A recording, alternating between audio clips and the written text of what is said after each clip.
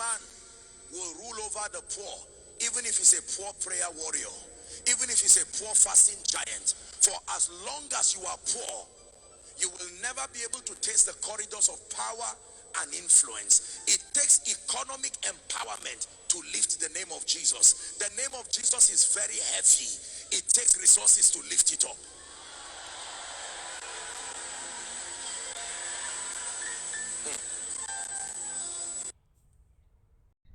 You see, I agree with this man, and at the same time, I don't agree with this man, mainly because of the application to which he's utilizing it. Let me explain.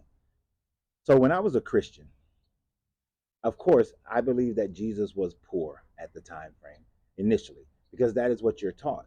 Jesus was not a wealthy man. He did not have, a whole bunch of arraignments and that sort of thing. But as I grew older and understood more of what I was reading as a Christian, I started to realize that the Bible actually demonstrates that if a person has wealth, then a person is more righteous and blessed by God.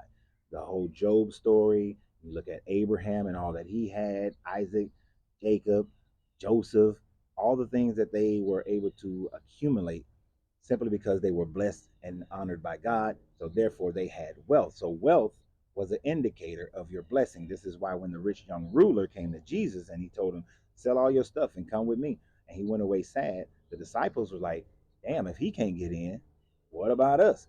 Because they still had that understanding at the time frame.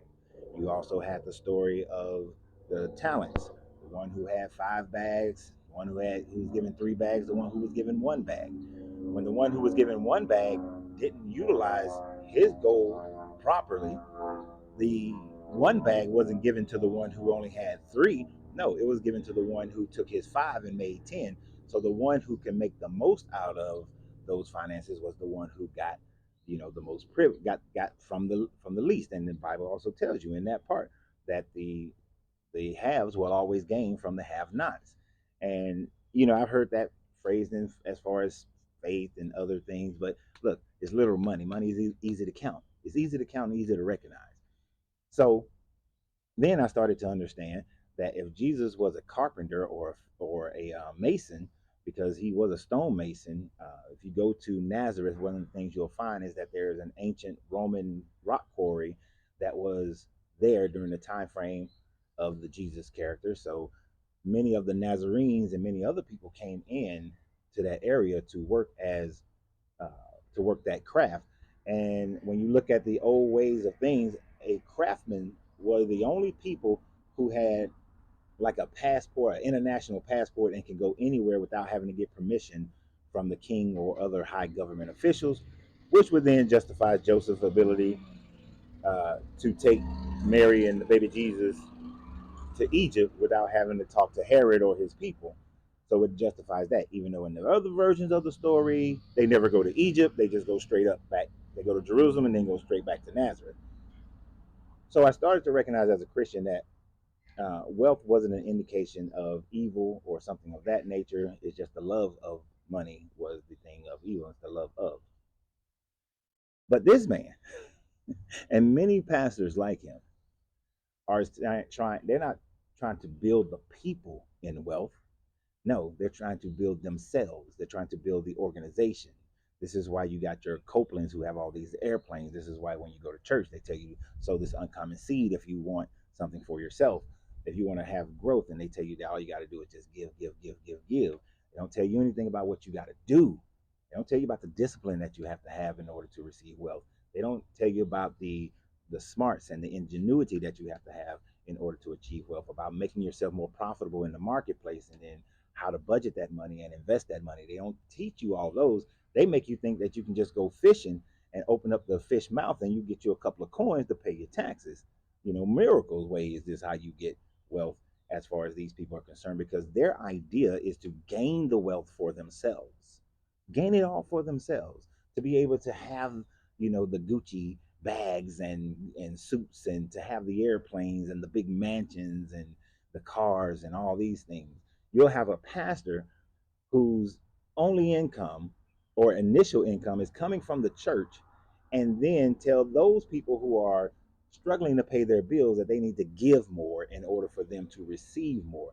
That's the bullshit. And before people say, "Oh, well, my pastor, he has a business and he has this." Now they built their wealth based on the church, and then they invested that money into things that will bring them additional money, and that's the part that y'all disconnect from. And you force yourself to disconnect from it so that you can still abide by this religion and abide by listening to this man or woman. And then they start reaching even more with miraculous things and all this sort of thing. So here's the thing, and I'm helping out my Christians as well as everybody who's non-Christian anymore. Look, the earth is abundant. When you look at nature, all you see is abundance. And that abundance goes through cycle. Even in right now, it's wintertime here in Georgia, and I'm moving tomorrow to North Carolina to the beach. But it's wintertime here in Georgia. Even in what some will say is desolation, there is still yet abundance that happens in the wintertime. People are always thinking, oh, the winter, that's when you button up, save, you're trying to make it through the winter. That's an old style of thinking. Now we don't live in a system where we're forced by winter to have to button up. But even in the wintertime, there's opportunity. I know people who built their business on plowing people's driveways and whatnots in the wintertime because that's an opportunity. You understand what I'm saying? There's always an opportunity at every moment of your life for you to be able to grow yourself financially, to grow yourself mentally, to grow yourself emotionally. There's always an abundance at all times. There are creatures that thrive in the wintertime. So just because you may feel like it's winter in your life doesn't mean you have to succumb to whatever situations are going on around you. But this is where you look to gain. During a recession is the time frame where most people become wealthy. I look forward to recessions. I'm like, bring on a recession. Do you know how many people gain wealth during COVID? Many of y'all right now, you didn't even go back to your job because you found other ways to increase your wealth and not even have to go back to that job because during that time frame where they were saying, "Oh, the economy," you found a method, you found something in the most stressed time to be able to change your life and change how you exist financially. And many people look at recessions that way. They look at downturns that way. My father, he had a construction company where he did windows, doors, and insulation. He lived in Tampa. He used to look forward to a hurricane. Like, please, we need a storm to come through Tampa and knock out some windows and doors and rip off some roofs. Because one man's garbage is another man's treasure. That was one of his favorite things to say. Hey, man, that man's garbage is my treasure. So, and not that he wished ill will on people, it was just the nature of his business. So, what I'm saying is that man's wrong because he's taken from you Christians. You Christians need to realize that if you truly wanted to build up your kingdom, then demonstrate it by how you live your life and not by giving to these churches and making these people wealthy while you still stay broke. And the fact that, and the last thing I'm gonna say, another reason why I can't deal with these people, because he's talking about, hey, he's playing on your emotions. To uplift Jesus, the name of the kingdom, it takes finances. It takes, no, no, especially in today's world.